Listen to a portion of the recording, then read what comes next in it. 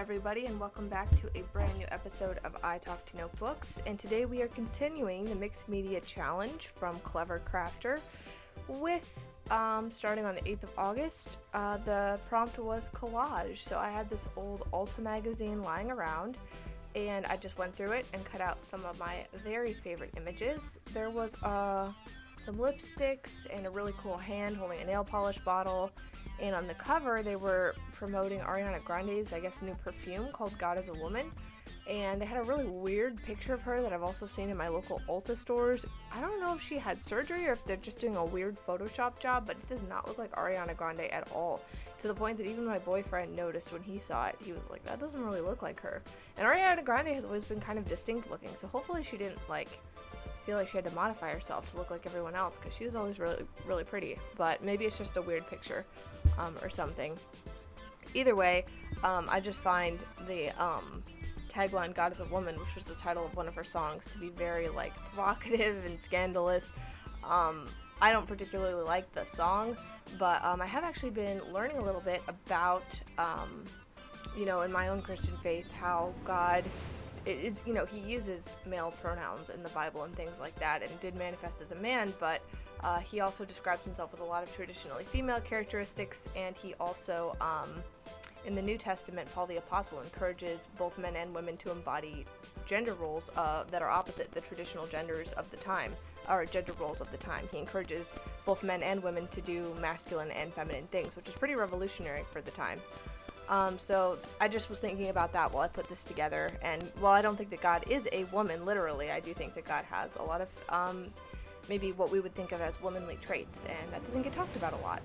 And now we've moved on from that, but I also wanted to point out that the way I arranged that hand with Ariana Grande cut out was supposed to look like the birth of Adam. I can't remember the artist that did that, which is really bad. It's a really popular painting, but you know the one with Adam on the clamshell and then God on the other clamshell, and they're reaching out and pointing at each other's hands. That's what it was supposed to look like. Okay, and then on the 9th, the prompt was bubble wrap. So I just cut out some bubble wrap, and I was gonna make little bubbles out of the bubbles and show some girl blowing bubbles. But you guys, when I try to draw lips or any side profile, it is not good. And I could not understand, why are the lips so big? I don't know why I couldn't see it at the time. The lips were just huge, really, really big. And when I colored it in, it immediately became apparent that they looked kind of ridiculous, so I decided to use that lip color as a skin tone color, and that looked a little better, but now the lip shape is all off, but I was just over it. And then I used a Sharpie to color in some of the bubbles to show where the bubbles are that she's blowing out. I just thought this was a cute little whimsical design that was good for the prompt of bubble wrap. And then I tried to draw this little butterfly here, but R.I.P. that butterfly is a little deformed. I hope he can be accepted by his butterfly friends in spite of that. And then the 10th was a prompt of cardboard, and I knew I was going to use an Amazon box because I am a Prime shopper, and I wanted to make an Amazon box out of an Amazon box and be really meta like that, but I made a mistake on this that really, really bothers me. So I was trying to just draw out the shape of a basic box and then cut it out and glue it down with rubber cement. Pretty straightforward, but I ran into some problems when it came to doing the top, which I wanted to have the box look like it had just been opened, and what could be inside and all that excitingness that we get when we get our Amazon packages. But I actually did the perspective wrong. I keep meaning to go back and fix this. There should be cardboard all the way down on the other side, because the inside of the box would also be showing. But anyways, beyond that, I also always think when I see the Prime truck, it reminds me of the Wells Fargo wagon song from The Music Man, if you've seen it, and how it's so exciting when the Prime truck comes, because is my order in there? Is it getting delivered? Because, I mean, at least in my neighborhood where I live, the Prime truck could come 2 or 3 times, or the Prime van could come 2 or 3 times a day, really, and you never know if that's going to be the one that has your package in it or not. So I wanted to add a little quote about that, but first I did some shading with a black Sharpie and did my best, and then I was gonna trace the Amazon logo so it looked perfect, but then I realized that was too much work, so I just sketched it out with a pencil and did my best, and then just colored it in with a marker. It doesn't really look perfect, but it's close enough that you can kind of tell what it's supposed to be. And then I just used a matching blue prime colored marker to write the quote from the song. It could be something special just for me. That's how the song goes. I'm sorry you had to hear that.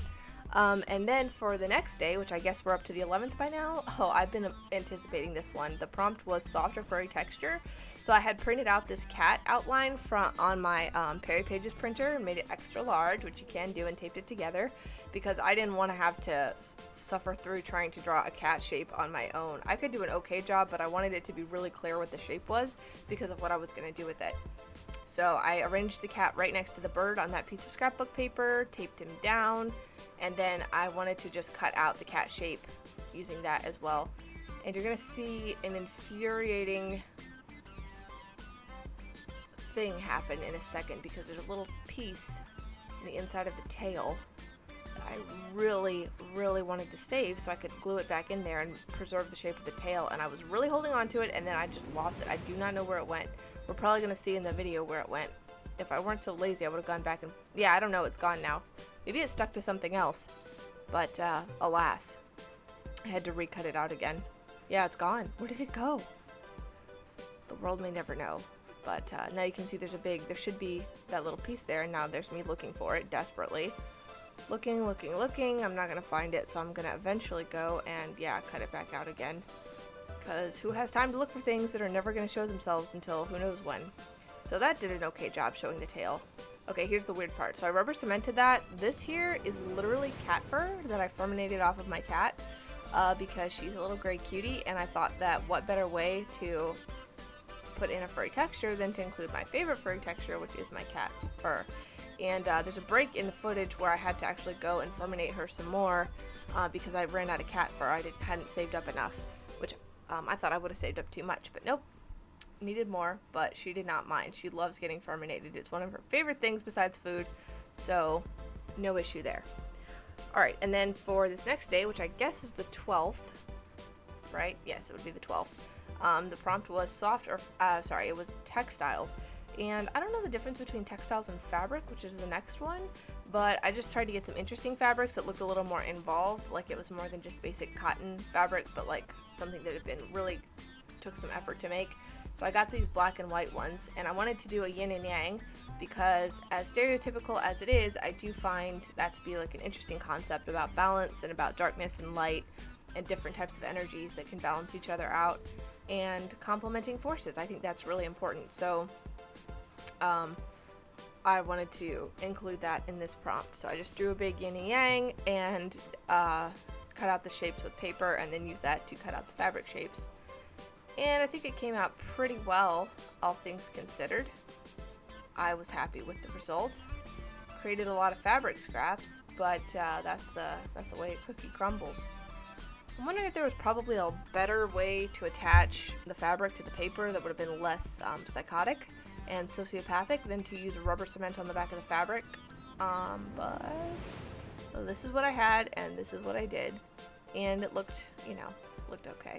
There's a weird gap there that wasn't there before, so I had to kind of rearrange it at the end because it was really bothersome. But I think it looked good. And then for the 13th, I suppose it was. No, wait. Yes, this is the 13th. I did, for the stitching prompt, I wanted to cut out some little hearts out of felt and then do a whip stitch around the outside of them. This one took a really long time, guys. This clip right here, it took me almost an hour to do this prompt. This is going to be what causes the video to take like 2 hours to render because I've got like a 50-minute clip in here that I'm speeding up 9 times its speed, and that just kills the rendering speed. Even with my computer, which I did design it to try to make it capable of editing relatively painlessly, it can't handle the heat too easily of rendering something like that that's been sped up that much for that long. These videos actually for the Mixed Media Challenge are quite a lot to deal with. But anyway, there's not a lot to say about this prompt actually, so while I'm showing it to you guys, I guess we could talk about something else, like the Bibliophilia sticker book that's coming out in September. Is anybody planning to get that? Somebody told me about it. I can't remember where. I think it was on Instagram. Somebody was talking about it, and I was like, oh man, don't tell me this is happening. I'm not a big reader, but I just really like the antiquarian sticker book. Okay, that's not true. I do read. I'm just not as big of a reader as some people I know who are like really big readers. You know what I'm saying? So I do feel like a slight imposter. I only read a little bit a day, and I tend to read a lot more like self-help and pop psychology books than actual like literature. I've tried to add some literature and some fiction into it to try to maintain my sense of culture, but a lot of the time when I'm reading a book, it's because I'm trying to like use it to solve a problem. And speaking of reading, I've actually been reading a book called The Dance of Anger lately, and it's this really like acclaimed book by this one, I guess like a leading relationship expert. That's what people are saying, not just her, but like other people have said it's a really good book because it's about like how women can handle anger. And I was thinking it would just be like a general book for like how to, do breathing exercises or like calm down or, find healthy outlets for anger. I guess I didn't read the back cover closely enough because this is actually a book specifically about anger in like one-on-one relationships with people. So she gives examples of people's relationships with their parents, relationships with their siblings, relationships with their children and their spouses and their boyfriends. And just a lot of examples like that and how you can identify patterns in anger with them that you can use to your advantage, because anger isn't inherently a bad thing, but it can become a bad thing if you don't use it correctly. And one thing she says in the book that I think is interesting to our journaling community here is that venting anger is not particularly helpful. She doesn't say it's a bad thing. She just says it's like it's a release that prevents us from actually doing anything with our anger. So I thought that was interesting because I think a lot of us can vent in our journals. I definitely do that, but I think taking an action plan is important as well. Like, you don't want to just be an angry person. You need to change something so that anger goes away. Anger is a signal that something is wrong. That's what the book says. So it's a very interesting book. I'm not done with it yet. At first when I got it and started reading it, I find it very interesting just from a purely interested level. I didn't think it was going to be particularly useful to me because I don't really tend to feel angry about personal relationships with people in my life. I tend to get more angry about like perceived injustices in the world at large, or things like that tend to make me angry. Actually, what triggered me getting this book, funnily enough, when I heard about it, was that I had ordered an M&M McFlurry from McDonald's and taken it home to eat it, and accidentally spilled some of it, which I spill things all the time. It's completely normal. I shouldn't have even batted an eye, but like the lightheaded fury that overtook me when I spilled this M&M McFlurry, I was like, this is not normal or healthy. I should probably try and figure out what to do to not be like this. And I haven't been an angry person typically, but for some reason lately I've just felt a lot of anger. So I thought the book would help. And the book does not have a chapter on how to reconcile and change typical patterns with an M&M McFlurry, because the M&M McFlurry is not another person. So I still don't know what to do about that, but maybe I can find more anger books later. I do have a stack of books that I'm trying to get through. I ended up going like 3 books deep. I would start one and then start another one and then start another one. So I'm going to close that little trilogy off as quickly as I can. I'm trying to like really prioritize reading now because it's ridiculous and I have so many books that I want to read, and fiction and nonfiction, and I've got some humor books as well thrown in there so that I don't get depressed from all the serious or like reading that I do that often tends to deal with topics that aren't super bright or cheerful. So that's what I've been up to in terms of reading and thinking. And I used foam dots to attach these instead of rubber cement. I bet you all are really glad because the rubber cement, I just didn't have a good feeling about it. The foam dots weren't easy to use either, but they really did kind of provide a nice solid stick for these hearts.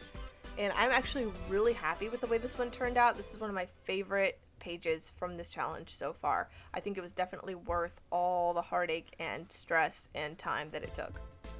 Alright, and then finally for the 14th, I had the prompt of fabric, so I took some leftover fabric that I have from some past projects, and I didn't really know what to do. I wasn't feeling super inspired, so I drew a couple of silhouettes of different outfits because I don't really have one like specific style either way, so I just drew a couple different outfits that I would like to wear and cut them out of the fabric and called it a day. This is one of my least favorite ones so far actually, but I think the time and effort that went into the previous day's prompt makes it okay that this one's a little less good. So I've got like a ball gown it was supposed to be. It didn't really look that great when I cut it out, but it's supposed to be like a prom dress or a ball gown or a wedding dress, halter top with a really long flowing skirt.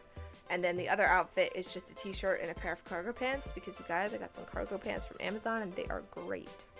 Bye.